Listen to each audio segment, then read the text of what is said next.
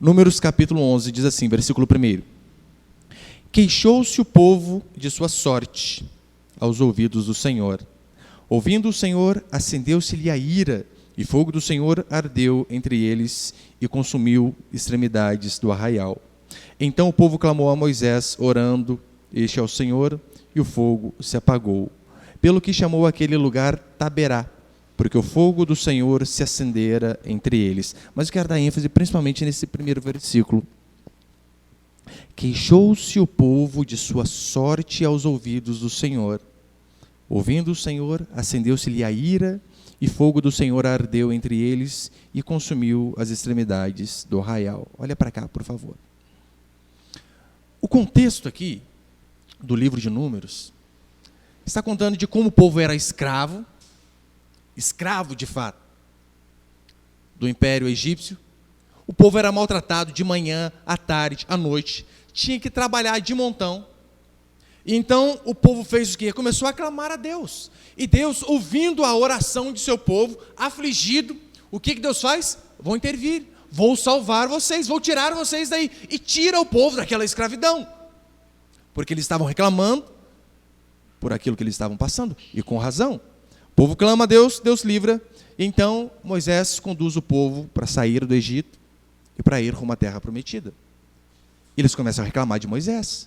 Ah, tá louco, esse líder chato. Ah, Moisés, pelo amor de Deus, ninguém merece. E eles começam a reclamar das circunstâncias. Nossa, mas o deserto está muito longo, o sol é muito quente, a noite é muito frio. Ah, mas a gente está com sede. Ah, mas a gente está com fome. E só começou a reclamar. E era tão absurdo que eles começaram a reclamar. No Egito, que era bom. Olha a cabeça do povo. Eles eram escravos. Aí Deus vem, intervém, liberta eles por conta do clamor. E eles começam a reclamar de onde Deus tinha tirado eles. E dizendo, lá atrás que era bom. E olha a reclamação deles. Lá que era bom, lá nós comíamos alho, cebola, pepino, melões. Alho silvestre, é gosto para tudo, né? Eles então começam a murmurar. Eles dizem assim, lá nós comíamos carne. Eles não conseguiram enxergar que lá eles eram escravos. Mas eles começaram a reclamar. Lá a gente comia carne. Então diz a Escritura que Deus diz assim, olha, vocês querem carne? Eu vou dar carne a vocês. E Deus manda tanta carne, mas tanta carne, que sai carne até para o nariz do povo, tanto que eles comem. Só que quando eles estão se alimentando, a ira de Deus se acende e mata um tanto de pessoas, por conta de murmuração, por conta de reclamação. Há duas coisas que agradam a Deus: gratidão e fé. Por quê? Gratidão porque nós temos que olhar não só para aquilo que nós não temos, que nós não conquistamos, mas principalmente para aquilo que Deus já fez em nossas vidas. Você percebeu como na maioria das vezes nós somos ingratos? Colocamos os nossos olhos naquilo que não temos e esquecemos tudo aquilo que Deus tem feito, tudo aquilo que Deus tem sustentado, e é uma coisinha que dá errado, a reclamação nossa gira em torno daquilo ali. Eu sei que você não tem tudo que você quer, eu também não tenho. Eu não tenho o carro que eu quero, eu não tenho a casa que eu quero, eu não tenho o salário que eu quero. E às vezes a tendência é a gente murmurar, assim como esse povo. Mas ainda que nós não tenhamos tudo que nós queremos, você, eu e todos nós possuímos muito mais do que nós merecemos. A partir do momento que você entende que você não tem tudo que você quer, mas que você possui muito mais do que você merece, fica muito mais fácil você ter um coração que agrada a Deus através da gratidão. Mas não só gratidão, precisamos, é claro, também ter fé. Fé para quê, pastor? Para crer que de fato que a circunstância que hoje talvez esteja difícil, talvez é um salário baixo ou nem salário, uma circunstância terrível, crer que o Senhor pode mudar as circunstâncias e orar para que o Senhor mude. Não é errado. Temos que ter fé sempre para esperar o melhor de Deus, é óbvio. Só que a angústia de muitos, sem exceção, a angústia de muitos é por conta de ingratidão. Eles pensam assim, você pensa assim, eu penso assim.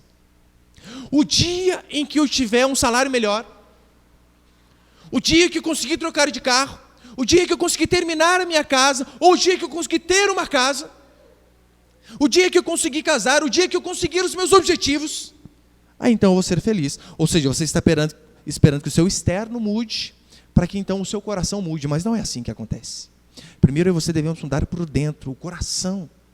sermos gratos por aquilo que Deus fez, para que então a nossa circunstância externa, o Senhor venha mudar. Pode ter certeza, você pode ter o carro do ano, a casa melhor lá do seu bairro, o melhor emprego. Se você não mudar o seu coração, você vai continuar ingrato, infeliz, triste.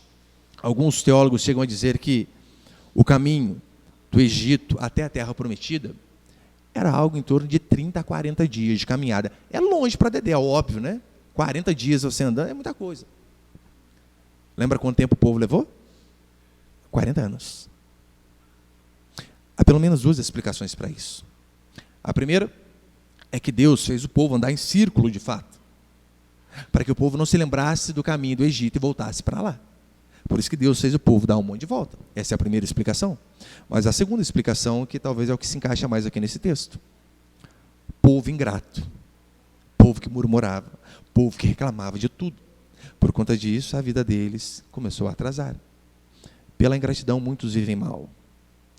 Pela ingratidão dos israelitas, viverão mal.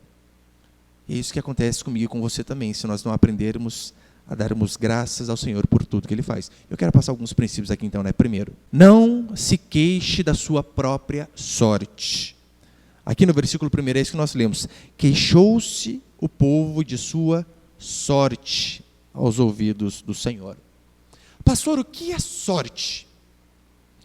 Sorte é quando você recebe algo de forma aleatória, sem fazer por merecer. Sabe quando você compra um picolézinho, chupa e de repente o palitinho está premiado e você ganha o segundo grátis? Dizemos o quê? Que você teve sorte. Teve sorte. E é isso que a Bíblia diz. Isso é sorte. Eu sei que muitos dizem assim, não, eu não acredito em sorte. Principalmente pessoas arrogantes, orgulhosas, ímpias. Não, eu faço a minha sorte.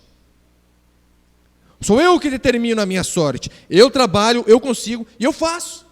Você acha que você faz a sua sorte? Eu consigo provar para você que não é você que faz a sua sorte, que você teve sorte, inclusive, de nascer no Brasil, um país terrível, comparado com muitos, é óbvio. Você teve sorte. Você teve sorte de não nascer numa família em que sacrifica crianças a entidades pagãs, por isso que você está aqui. Você teve sorte de nascer saudável. O que você fez para que você nascesse com 2 olhos, 2 braços, 2 pernas? O que você fez para que você nascesse saudável, sem nenhuma doença? Você não tinha controle nenhum sobre a sua vida. Nenhum de nós tínhamos. Ou você era diferente. Quando a sua mãe, talvez, ela fumava durante a gravidez, mas você era um bebê muito esperto e fazia o quê? Falei, não, eu rejeito toda a nicotina que vem pelo cordão umbilical.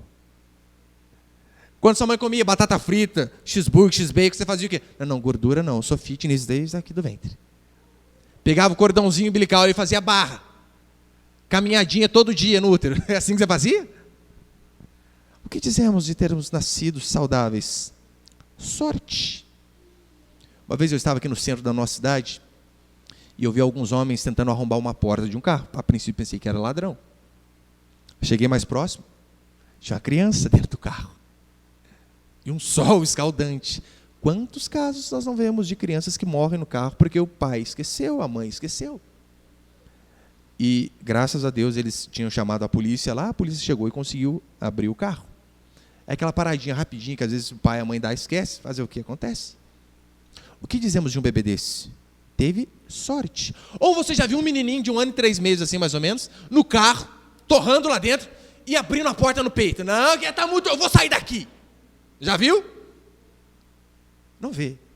Nós dizemos que ele teve sorte. Eclesiastes, capítulo 9, versículo 11, a Escritura vai dizer assim: vi ainda debaixo do sol, que não é dos ligeiros o prêmio, nem dos valentes a vitória, nem tampouco dos sábios o pão, nem ainda dos prudentes a riqueza, nem dos inteligentes o favor. Porém, tudo depende do tempo e do acaso. Ou seja, sorte. Precisamos ter sorte na vida. Em Israel, como que as terras foram divididas? Meu irmão, na moedinha, caro coroa, Judá. Qual terra vai para você? Plim, essa. Sorte. É claro, nós que cremos no Senhor, nós sabemos que a nossa sorte tem nome, Jesus Cristo de Nazaré. É Ele quem guia a nossa sorte. É por isso que até na Constituição americana, você vê lá, acreditamos na divina providência, né? Providência com P maiúsculo para mostrar o Senhor.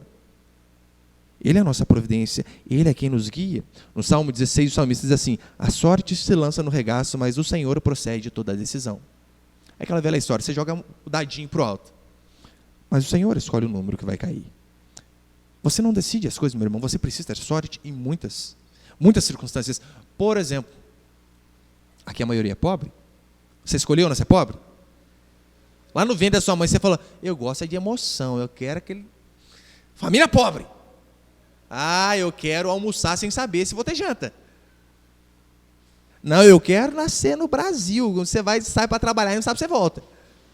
Você decidiu? Não. O que nós dizemos? Você teve sorte. Ou convenhamos, meu irmão. Esses dias eu estava explicando para o meu filho, filho, vai acostumando a vida de pobre, é assim mesmo. Quem que escolhe andar de busão para cima e para baixo? Se pudesse, a gente estava num carro. E eu expliquei para ele, olha, a vida tem uma lógica. Eu não sei porquê, mas é assim. Se você chega no ponto de ônibus 5 minutos antes, o ônibus atrasa 20 minutos. Se você chega 1 minuto depois, o ônibus já passou. Essa é a vida de pobre. E tirando que parece uma sardinha enlatada, dependendo do horário. Você pega ônibus. Quem, meu irmão, que escolhe uma situação dessa? Em vez de estar num carro bom com ar-condicionado, quem que escolhe? Quem que escolhe a cor da pele, a cor do olho, o cabelo, liso ou não é liso? Apesar que hoje em dia a chapinha resolve muita coisa. Mas quem que escolhe? Ninguém escolhe. Dizemos que fulano teve sorte. Agora, pastor, por que Deus faz essas coisas? Ora, não sei. Não tenho nem ideia. Eu sei que Ele é Deus. Ele faz o que Ele quer. Êxodo capítulo 4, versículo 11, a Escritura diz assim: respondeu-lhe o Senhor, quem fez a boca do homem? Ou quem faz o mudo? Ou o surdo? Ou o que vê? Ou o cego? Não sou eu, o Senhor? Eu não sei por que nós nascemos enxergando, graças a Deus, uns já estão com uns 3, 4 graus de miopia, mas enxergamos, e outros nascem cegos. Teve uma vez, a minha esposa, ela disse assim para uma irmã, né? Não sei o que meu filho era pequeno, do meio. Nossa, mas fala demais, fica quieto um pouco. A irmã do lado disse assim, Raquel, não fala isso. Eu dava tudo para minha filha falar. A filhinha dela tem um problema de ouvido, e consequentemente fala, né? Não ouvia e nem falava. O que a minha esposa fez? De diferente dela? Nada. O que nós dizemos? Sorte. Deus resolveu ter misericórdia. 1 Coríntios 4, 7, Paulo vai dizer assim, pois quem é que te faz sobressair? E que tens tu, que não tenhas recebido? Pastor, eu sou inteligente, eu sou saudável. Quem fez você assim? Com essa inteligência, com essa disposição para trabalhar bem, com os dons que você tem, quem te fez assim? Ele responde, pois quem é que te faz sobressair? E que tens tu que não tenhas recebido? E se recebeste, por que te vanglorias como se não tiveras recebido? Por que você fica se vangloriando das coisas que você recebeu de Deus? Sendo que Deus te deu gratuitamente. Lembra em João capítulo 9, diz a Escritura que tinha um cego, e olha os discípulos, chegam e dizem assim, Senhor, quem pecou para que este homem nascesse cego? Ele ou os pais dele? Percebe que os discípulos eram meio espírita também, né? Acreditavam até que ele pecou em outra vida. Que quem pecou ele? Se ele nasceu cego, quando que ele pecou? Só foi em outra vida. Incrédulos, igual muita gente, igual às vezes nós somos mesmo. Jesus teve paciência com eles. Olha a resposta do Senhor. Nem ele, nem os pais deles. Nem os pais dele. Ele nasceu cego para que a glória de Deus se manifestasse. Você imagina você viver uns 30 anos cego, simplesmente para a glória de Deus se manifestar. Não é que muitos não acreditam em sorte. Muitos não aceitam sorte. Eu vou falar para você, Deus não dá igual para todo mundo. Aqui na nossa igreja, você pode ver. Todos nós nascemos com a mesma condição financeira? Todos nós temos condição de pagar uma faculdade para os nossos filhos? Todos nós temos condição de dar o videogame do ano para os nossos filhos? Não temos. Há pessoas que têm condições melhores do que outras. As crianças não fizeram nada por isso. Apenas nasceram numa família que era mais endinheirada ou menos endinheirada. O que dizemos de uma situação dessa? Sorte. Olha, por exemplo, Jesus fala sobre a parábola dos trabalhadores. Onde um homem começou a trabalhar às 8, o outro ao meio-dia e o outro às 5 da tarde. E Deus deu igual para todo mundo, menos um trabalhando menos. O que dizemos disso? Sorte. É assim que funciona. Eu e você precisamos ter sorte e, principalmente, não nos queixarmos da nossa sorte. Eu não sei porque Deus colocou você no bairro que você mora, na casa que você mora, na cidade que você mora. Mas eu e você devemos ser gratos por aquilo que Deus deu e não ficar reclamando. Ai, lugar maldito. Ai, lugar difícil. Agradeça ao Senhor, claro, ore para melhorar, busque, trabalhe o máximo que você puder. Mas seja grato por aquilo que Deus deu. Deus ele não é injusto, pode ter certeza. Não é injusto, jamais vai ser. Só que nós temos aqui Davi, rico, morreu em ditosa velhice. O rei. E nós vemos no outro extremo Paulo, apóstolo, tido como herege, morreu sem amigo nenhum, sem bens nenhum. A única coisa que ele tinha era uma capa, uns livros e a Bíblia. Você imagina Paulo na teologia da prosperidade hoje? Paulo, o que você conquistou de bens? Rapaz, eu tenho a Bíblia, uns livros e a capa que eu uso para cobrir na prisão, que é muito frio. O que dizemos? Davi era homem de Deus e Paulo não? Os dois eram homens de Deus, mas Deus fez mais na vida de um e de outro não. Pronto, Ele que decide. É isso que você precisamos entender. Aquilo que nós temos vem da graça e da misericórdia de Deus sobre nossas vidas. A saúde que nós temos, a inteligência que nós temos provém da graça e da misericórdia do Senhor. Porque lembra que todos pecaram? Todos nós, sem exceção. Portanto, não fique, meu irmão, comparando a sua sorte com a do outro. Se tem algo que você vai conseguir frustrar a sua própria vida, é se você ficar se comparando a outra pessoa. Isso é uma peste. Porque você sempre vai achar gente que tem mais que você, e você sempre vai achar gente que tem menos que você. Aqueles que têm menos que você vai fazer você uma pessoa orgulhosa, dizendo, puxa vida, hein? Graças te dou, porque eu não sou como esses daí. Tenho mais. Ou seja, é orgulho, é pecado. E se você achar pessoas que têm mais que você, isso vai te deixar com inveja, porque, puxa, o fulano lá, cara, mas nem firme na igreja é. Olha tudo que ele tem. Ou às vezes até o ímpio. Você consegue ver como que a comparação é sempre uma desgraça? Pastor, mas com quem nós devemos nos comparar? Se compare com a graça de Deus sobre a sua vida, com aquilo que você merecia, que é o inferno, e com aquilo que você tem. Assim você vai ter um coração mais grato e não vai queixar-se da sua própria sorte. Mas segundo, a ingratidão te leva à punição. O povo aqui de Números 11 reclamou da falta de carne. Deus deu carne demais, até sair para o nariz. Foi bênção Deus ter dado aquilo que eles queriam? Não foi. Você consegue perceber que nem sempre aquilo que nós buscamos, e Deus dá, nem sempre é bênção? Às vezes nós pedimos o que é errado, e Deus dá não como bênção nas nossas vidas, pelo contrário, como punição. Quando ficamos clamando por algo que não é a vontade de Deus, nem sempre Deus dará aquilo que nós desejamos, é bênção, pode ter certeza.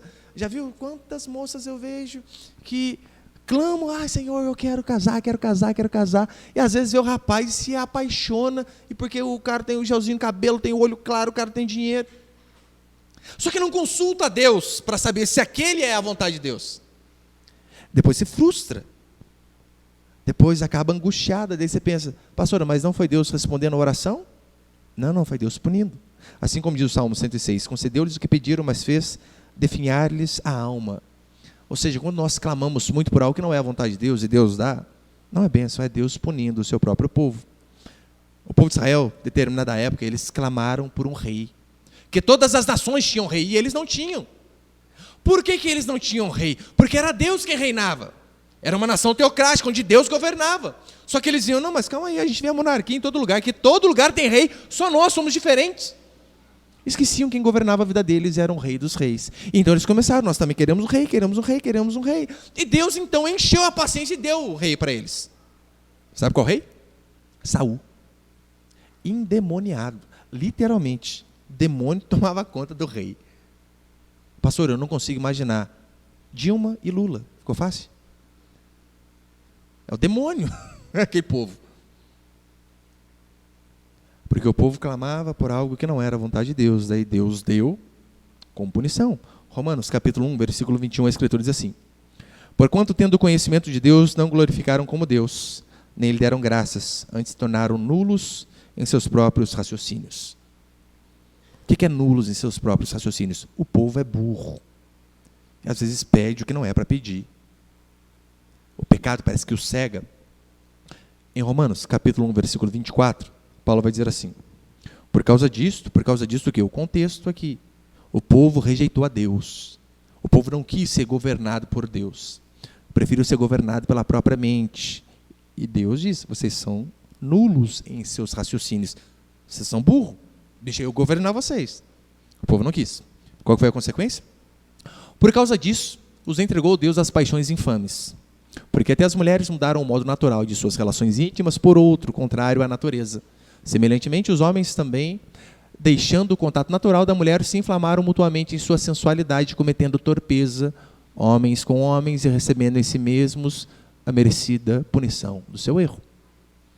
O povo queria tanto viver do seu jeito, da sua vontade. E chegou uma hora que Deus disse assim: vocês querem viver então da maneira de vocês. Vocês não querem me obedecer. Vocês acham que vocês são grandinhos o suficiente para decidir o caminho que vocês têm que trilhar. É isso? Então tá bom. Diz a Escritura que Deus os entrega à sua própria vontade. Isso é punição. É Deus deixar a gente fazer o que a gente quer. Muitos pensam que isso é liberdade. Não, eu sou liberto. Agora eu posso fazer o que eu quero. Nós vemos a comunidade LGBT levantando bandeiras de suas conquistas, como, por exemplo, do casamento homoafetivo, de adoção de crianças por casais homossexuais. Eles dizem que isso é uma conquista. Paulo disse que não é conquista, é punição. É Deus, aquilo que estava antes lá, meu irmão, por favor. É Deus punindo a eles. Aquilo que eles achavam que era conquista, Deus está dizendo assim: não. Eu estou apenas deixando vocês viver do jeito que vocês querem, porque vocês estão sendo punidos por mim. É por isso que nós vemos constantemente em Romanos capítulo 1, Paulo dizendo: e Deus os entregou. Sabe quando você ensina o filho, e ele não aprende, e você fala assim: deixa ele, vai aprender com a vida. Foi exatamente isso que Deus fez com esse povo. Porque Deus sabe, não há felicidade fora do propósito dele. Você não pode pegar um peixe e colocar ele na melhor maquete do mundo, que tem um palácio. Se não tiver água, ele morre. O ser humano também, fora da vontade de Deus, vai morrer com toda certeza. Nem sempre aquilo que eu e você pedimos e que Deus responde é bênção. Às vezes, quando nós pedimos algo que é errado, é Deus punindo. Quantos pais já não fizeram isso? Está lá, ensinando o menininho a andar de bicicleta. O menininho acha que é homem, ele quer andar sozinho. O pai solta, o que ele faz? Pá! E cai. Criancinha, já viu? Você vai dar mão. Tem 1 ano e meio, já pensa que é sujeito homem. Diga, irmãozinho, eu quero andar sozinho. E cai e mete o nariz no chão. Por quê? Era o pai punindo. Filho, você consegue andar sozinho? Então vai. Você caiu. Deus faz da mesma forma. Terceiro, a ingratidão não tem a ver com suas circunstâncias, e sim com seu coração. Como eu disse no começo, talvez você pense assim: olha, quando melhorar a situação, as coisas vão mudar. Israel era ingrato no Egito. Reclamava. Israel foi ingrato no meio do caminho para Canaã. Começou a reclamar. Israel chegou em Canaã e reclamou do mesmo jeito. Você consegue ver que o problema não estava no lugar, mas estava neles?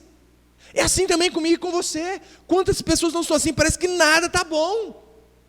Tudo sempre reclama. Muda de casa. Ai, mas essa aqui não tem como dar mais. Essa aqui não tem quarto no banheiro. Troca de carro. Ah, mas esse aqui, a estabilidade dele não é igual ao outro. Não é a cor que eu queria. Melhora de emprego. Ah, mas esse chefe aqui é meio carinho de pescoço. Nunca está bom. Como que alguém assim vai prosperar? Meu Deus do céu, se vive reclamando. O ingrato sempre vai ser infeliz. Reclama de tudo. Reclama. Meu irmão, reclama da igreja. Você acha que não reclama? Ah, a igreja está louca. Tá meio... Isso aqui eu não gosto. Daí ouve o louvor. Ah, esse louvor eu não gosto muito não. Ouve a pregação. Ah, a pregação do pastor está meio dose de ouvir. Os irmãos, nossa, mas tem uns irmãos aqui que, pelo amor de Deus, nada está bom. Ingratidão não tem a ver com a sua circunstância, mas tem a ver com o seu coração, meu irmão. Uma vez perguntaram para John Rockefeller, o homem mais rico do mundo da sua época. Disseram assim para ele: quanto você precisa de dinheiro para ser feliz? Ele era o homem mais rico do mundo. Olha o que ele disse: só mais um pouquinho. Só mais... Ele era o homem mais rico do mundo. Mas quando você precisa para ser feliz? Só mais um pouquinho. Assim é a vida do ingrato. Nada está bom. Ele pode ser o homem mais rico do mundo sempre, vai reclamar. Conta que uma vez, um homem, chefe de família, um pai, estava tomando café com seus filhos, com a sua esposa, bigodudo. Então, depois que ele terminou o café, ele começou, nossa, a sala está com cheiro estranho. Foi para o quarto. Chegou no quarto. Nossa, está fedido o quarto. Foi para a varanda. Nossa, a varanda está fedendo. Saiu da casa dele. Nossa, o mundo está fedendo. A esposa dele disse assim: amor, limpa o bigode. O problema não era o mundo, não era o cômodo. O problema era ele. Assim são muitos. Você precisa enxergar que às vezes o seu problema, meu irmão, é você mesmo. Que não adianta mudar a circunstância enquanto você não limpar o seu bigode. Tem pessoas que a vida delas é reclamar. Meu irmão, eu já conversei com pessoas que você começa a conversar, dá 5 minutos, mas é impressionante. A gente fica angustiado. Tinha um rapaz que eu conversava com ele, era impressionante. Porque quando eu nasci, as coisas eram mais difíceis. Porque a infância que eu tive, porque da cidade onde eu vim, porque eu não tive mãe, porque eu não tive... Deus do céu, eu ficava... Ai, Deus do céu, ai, Jesus, esse cara é ruim de conversar. Não tem gente que é assim? Ai, que fome que eu tenho, ai, que fome que eu tenho, ai, que fome que eu tenho. Daí você dá comida. O que ele diz? Ai, que fome que eu tinha, ai, que fome que eu tinha, ai, que fome que eu tinha. Não, criou o hábito de reclamar. Nada tá bom. Eu vim falar para você, olha, nem sempre eu e você vamos ganhar, sempre. Não, não vamos. Muitas vezes vamos perder. Israel, por exemplo, perdeu melões, alhos, cebolas. Só que eles não repararam que eles tinham ganhado a liberdade. E por causa disso eram ingratos. Conta que uma vez um rapaz, no leito de morte, um homem, é só ilustração só, tá? Na verdade não. E ele está lá, ele quase morrendo, chama a esposa dele, diz assim, amor, você está comigo há 30 e poucos anos. Quando eu perdi um emprego, primeira vez, quem estava comigo? Você. Quando eu arrumei outro emprego, você estava comigo. Quando eu tive aquele acidente no trabalho, quem estava comigo? Você. Quando eu fiquei desempregado novamente, quem estava comigo? Você. Quando eu fiquei doente, quem estava comigo? Você. Eu estou prestes a morrer, quem está comigo? Você. E a esposa ia derramando lágrimas. Ele diz, amor, você me deu um azar desgraçado. Só trouxe coisa ruim para minha vida. Mas não tem muitos que são assim? Eles não conseguem perceber tudo que a pessoa fez, todos os momentos que estavam juntos, mas repara sempre para o lado ruim. Pessoas ingratas não avançam, pode ter certeza. Pessoas que só olham para aquilo que perde e se esquecem de olhar para aquilo que Deus tem feito, não avançam. Quarto princípio, a ingratidão nunca é feliz com o hoje. Versículo 5 de Números 11, olha o que diz a Escritura. Olha o povo murmurando. Lembramo-nos dos peixes que no Egito comíamos de graça. Povo burro mesmo, hein? Você era escravo, rapaz. Como você comia de graça? É igual a gente, né? Hospital de graça. Não é, a gente paga com imposto. Mas o povo está murmurando.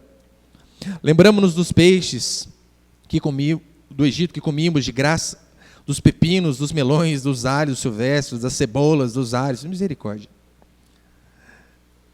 Eles estão ali vivendo o presente, mas reclamando do passado. Você é assim. Eu sou assim. Nossa, lembra lá? Que lá que era a vida boa. Fazendo uma murmuração do que você passa hoje. Ou você reclama, dizendo assim, olha, o que eu passei lá atrás era bom, ou diz assim, né? Não, lá na frente vai melhorar. Mas você nunca consegue se contentar com hoje.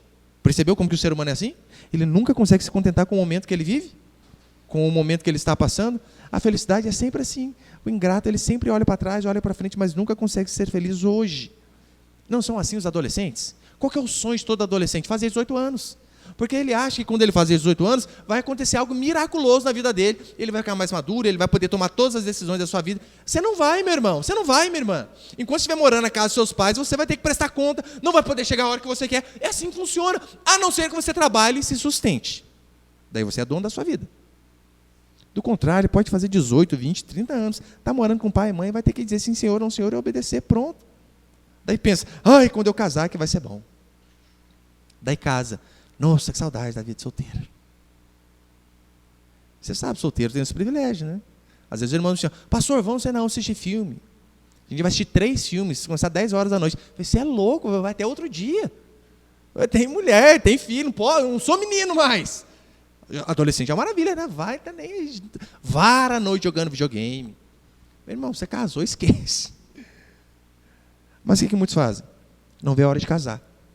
Frio, dormir de conchinha, isso é de Deus. Daí casa. Eu olho e falei, nossa. Esses dias eu vi eu vi um vídeo que eles fizeram lá, uns homens chorando, eu pensei que era algo sério, né? Por isso que eu fui ver. Daí tá lá, eles no campo de futebol chorando. Ela tirou o meu sábado à noite de futebol. Antes não era assim. Agora ela diz, não vai jogar bola com seus amigos, vai assistir filme comigo. Daí reclama.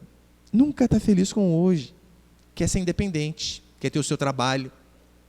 Daí começa a chegar a conta de água, a conta de luz, IPTU, daí lembra, ai, como era bom quando meu pai pagava tudo. Essa é a vida. Você precisa, meu irmão, aprender a ser feliz com hoje. O melhor tempo que você vive, pode ter certeza, é hoje. Recorde do ontem, sonhe com o amanhã melhor, mas acima de tudo, desfrute do hoje que você vive. Pastor, qual que é a melhor idade? São os velhos? Não, nunca é uma palhaçada, né? Ai, você está na melhor idade, eu não sei, terceira idade, 50, 60 anos, sei lá. Meu irmão, mas quem disse que aquela é a melhor idade? Não tem um dia na sua vida, depois de 50, você vai acordar sem dor. E é a melhor idade. Não é. Vai piorando cada dia mais. Qual que é a melhor idade? 34. Por quê, pastor? É porque é a idade que eu tenho. Essa é a melhor hoje. Você tem 40, meu irmão, essa é a melhor idade. Você tem 18, essa é a melhor idade. É isso que você tem que fazer, desfrutar o hoje. Agora, quantos pais, aí está lá o bebezinho, bebê é uma coisa linda. Ai, não vejo a hora de andar. Começa a andar. Quanto mais o filho anda, menos ele vai ficar no seu colo.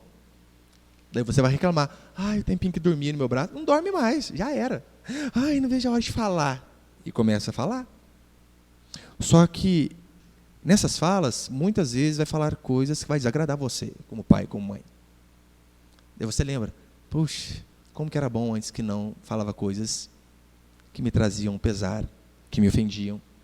Por isso que você tem que desfrutar do melhor. Uma vez, eu lembro, meu filho tinha 11 anos, eu comprei um celularzinho para ele, só para eu ligar para ele, filho, o pai está indo pegar você no futebol, então não tinha nada no celular, só recebia ligação, nem crédito tinha. Eu lembro no dia que eu fui colocar o nome dele na minha agenda, eu coloquei lá, Calma Rafael, mas deu uma crise de choro em mim. Nossa Deus! Porque eu comecei a lembrar, falei, rapaz, daqui uns anos eu vou falar com ele só por telefone, vai embora. Queria tanto que crescesse, que virasse homem. Daqui uns 10 anos já era, vai embora, se não for eu vou pôr para fora, vai trabalhar, rapaz. Essa é a vida. É duro, mas é assim que funciona. E o quinto princípio, a ingratidão é filha da cobiça. Versículo 34, para encerrar. Você pode ler comigo?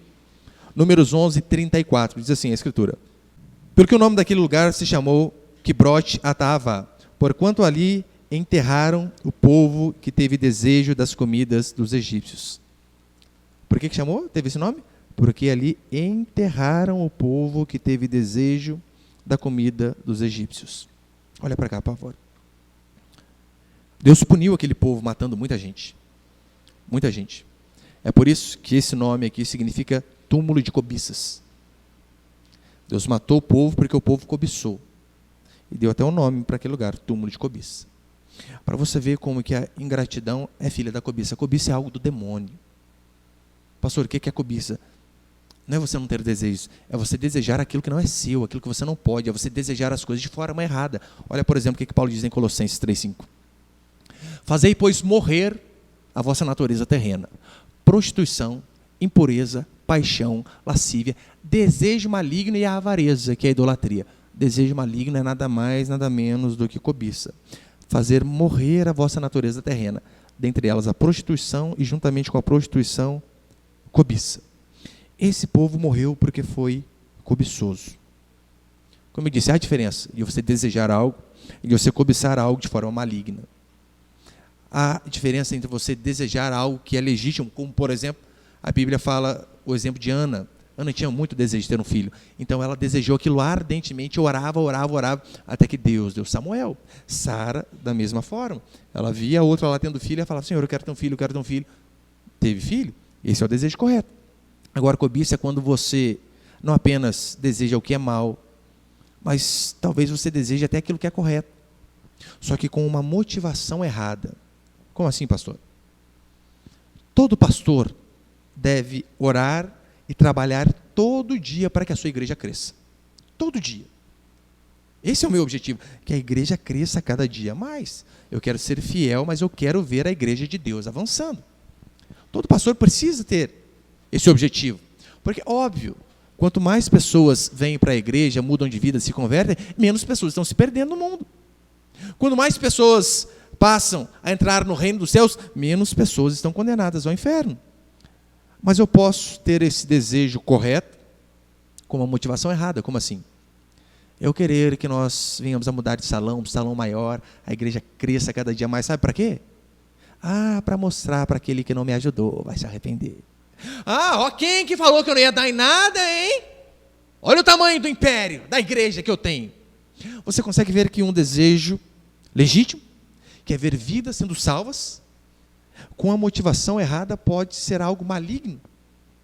Infelizmente, muitos pastores caem nisso, eles querem que a igreja dele cresça, avance. Para quê? Para mostrar para os outros que ele tem uma igreja grande. E se esquece de se preocupar com o mais importante, são vidas sendo transformadas. Mas não só pastor, você também pode cair nessa cilada. De que forma? Ah, mas eu quero um emprego melhor, eu quero um salário melhor. Louvado seja Deus, batalhe por isso, estude por isso, se dedique por isso, ore por isso. Só que qual que é o seu objetivo? Qual que é a sua motivação? É você chegar para a sua família e esfregar na cara deles? Aí, ó, vocês falaram que eu saí daqui, que eu não ia dar em nada. Olha o carro que eu tenho. Olha o salário que eu tenho. Qual que é o seu objetivo a ter um bom salário? É ajudar as pessoas para que você possa jogar na cara dessas pessoas que você as ajudou? Então, mesmo você com o desejo daquilo que é bíblico, que é correto, você está tendo as motivações erradas. Cobiça, então, é desejar até coisas certas, mas com a motivação totalmente errada. Lá em Êxodo, capítulo 20, quando Deus diz, não cobiçarás, aquele mandamento, eu estou encerrando. Lembrando, Deus não diz assim, olha, não desejarás uma mulher, não desejarás uma casa. Não há problema. Você é solteiro, desejar casar.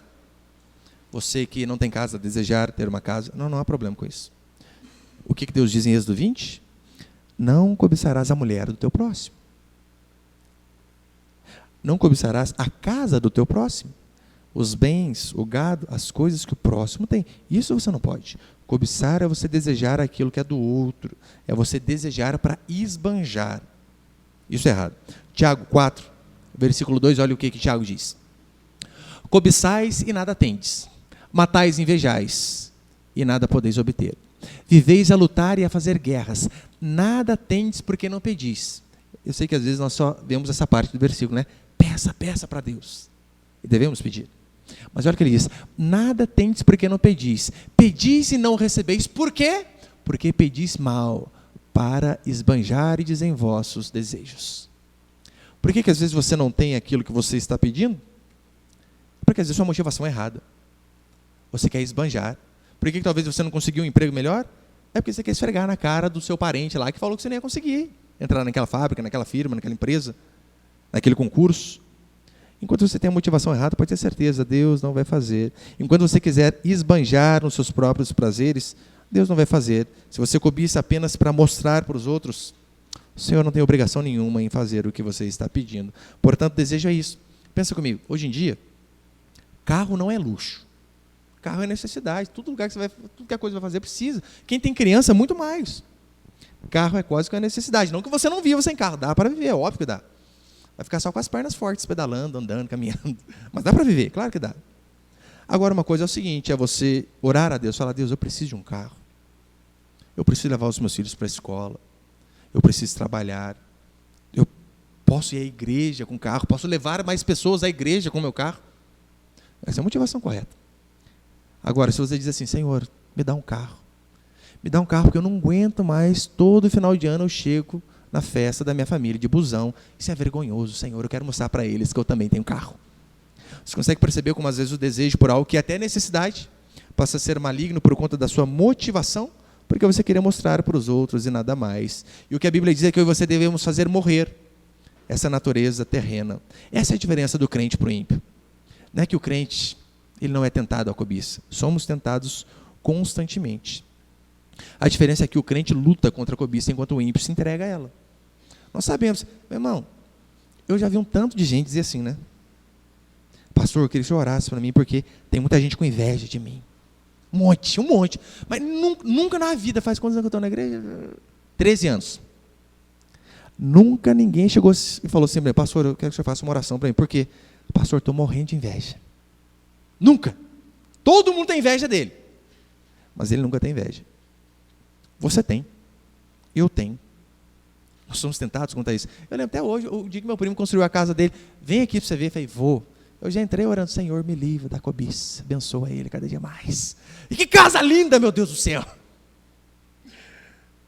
Comprou um carro novinho, levou lá em casa para eu andar. Oh, Jesus, isso é teste, né? Mas eu estou lá, Senhor, louvado seja o teu nome, abençoa cada dia mais. Deu volta para o Escort, Parece uma escola de samba quando você está andando no carro. Louvado seja Deus. Eu estava até brincando com os irmãos, né? Meu carro ele tem o ventilador dele, só que o meu ventilador ele funciona de acordo com o ambiente. Tá calor, não funciona. Esfriou, choveu, funciona e venta gelado. O que eu faço? Vou reclamar? Senhor, louvado seja o Senhor. O Senhor me dê a graça de trocar um dia, mas bendito seja o Senhor por ele. Nós somos assim. Nós temos que lembrar que nós temos que lutar todos os dias contra esses maus desejos do nosso coração. É o que a Bíblia diz, em tudo dai graças. Meu irmão, se você aprender a ser grato por aquilo que você tem, você não vai viver murmurando, você não vai viver com a cabeça baixa. Olha o que Paulo diz em Colossenses 4, Colossenses 3,16. Habite ricamente em vós a palavra de Cristo, instruí-vos e aconselhai-vos mutuamente em toda a sabedoria, louvando a Deus com salmos, hinos e cânticos espirituais, com gratidão em vosso coração. Como que a gente engrandece ao Senhor? Como que nós louvamos ao Senhor? Gratidão. Efésios 5,18, Paulo vai dizer assim: e não vos embriagueis com vinho, no qual há dissolução, mas enchei-vos do Espírito Santo. Então Paulo começa a descrever como que você é cheio do Espírito Santo. Talvez você pense, pastor, tem que receber uma oração, dá uma esfregada na minha cabeça, cai para trás, levanta, piroleta, é assim? Paulo explica como que nós somos cheios do Espírito Santo. Não vos embriagueis com vinho, no qual há dissolução, mas enchei-vos do Espírito. De que forma? Falando entre vós com salmos, entoando e louvando de coração ao Senhor hinos e cânticos espirituais. É por isso que nós cantamos no começo do culto, por isso que nós oramos. É a forma de ser cheio do Espírito Santo. Mas não só isso, dando sempre graças por tudo a nosso Deus e Pai, em nome de nosso Senhor Jesus Cristo. Como que você é cheio do Espírito Santo? Dando sempre graças a Deus por tudo. Pastor, mas furou o pneu do carro no dia da chuva. Meu irmão, podia furar o pneu da bicicleta. Furou do carro? Furou o pneu da bicicleta. Podia ter estragado o chinelo. Preguinho do Havaiano ter ido embora. Não que a gente tenha que se comparar com o mais desgraçado, óbvio que não, né? Mas eu e você temos motivos de sobra para darmos graças ao Senhor por tudo. O simples fato de você estar aqui nesse dia frio, chuvoso, hoje até minha esposa falou de manhã, né? Nossa, que dia gostoso para ficar em casa. Exatamente, por isso nós vamos ficar em casa do papai. Se arruma e vamos para o culto. A vida é assim. Eu e você temos motivos de sobra para agradecer ao Senhor. Pastor, eu estou desempregado. Você está vivo, você respira, você tem 2 braços, você tem força, você pode trabalhar, você pode fazer um currículo, você pode fazer um curso, pode fazer várias coisas. Temos motivos de sobra para agradecer ao Senhor. E se nós fizermos isso aqui que Paulo diz, dar sempre graças a Deus por tudo, em nome do nosso Senhor Jesus Cristo, pode ter certeza. Você não vai ser uma pessoa amarga, não vai ser uma pessoa ingrata. Por isso, repare, principalmente naquilo que Deus já fez, naquilo que Ele deu, e pare de murmurar por aquilo que você não tem ainda. Essas coisas são coisas que agradam ao Senhor. Amém, meus irmãos?